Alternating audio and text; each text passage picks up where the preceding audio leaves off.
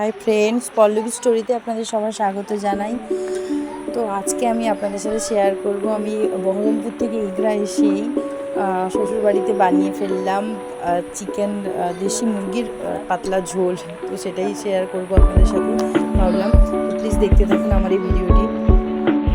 যেভাবে চিকেন তৈরি করা হয়, প্রথমত তেলে একটু জিরে, শুকনো লঙ্কা এবং তেজপাতা পাতা দিলাম, গোটা গরম মশলা দিয়ে তারপরে পেঁয়াজ দিলাম। পেঁয়াজগুলিকে ভালো করে ভেজে নিয়ে ওর মধ্যে আদা রসুনের পেস্ট দিলাম। তারপরে একটু নেড়ে নিয়ে ও মশলাটাকে একটু হতে দিলাম।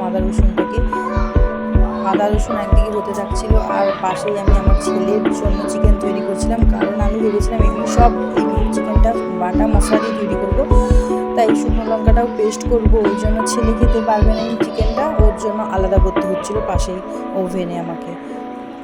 মশলাটা কিছুটা হয়ে যাওয়ার পরেই ওতে আমি লঙ্কা গুঁড়ো, জিরে গুঁড়ো, ধনে গুঁড়ো সব কিছু দিয়ে দিলাম। এদিকে মিক্সিতে পেস্ট করে নিয়েছিলাম শুকনো লঙ্কা, টমেটো, পেঁয়াজ, এই পেস্টটা মশলার মধ্যে ঢেলে দিলাম এবং এবারে ভালো করে হতে দিতে থাকলাম। মশলাটা যাতে ভালো করে কষে যায়, মশলাটাকে ভালো করে নেড়ে নিয়ে মশলাটা একটু হয়ে আসতে মাংস, আলু সব একসাথে দিয়ে দিয়েছিলাম এবং ভালো করে নাড়তে দিচ্ছিলাম এবং ঢাকিয়ে দিচ্ছিলাম যাতে দেশি মুরগি এবং সেদ্ধ তাড়াতাড়ি হয়।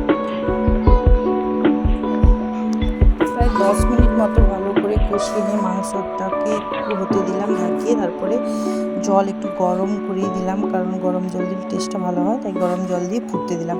এইভাবেই তৈরি করে নিলাম আমার পাতলা মাংসের ঝোল। যদি ভালো লাগে প্লিজ একটা লাইক করে দেবেন।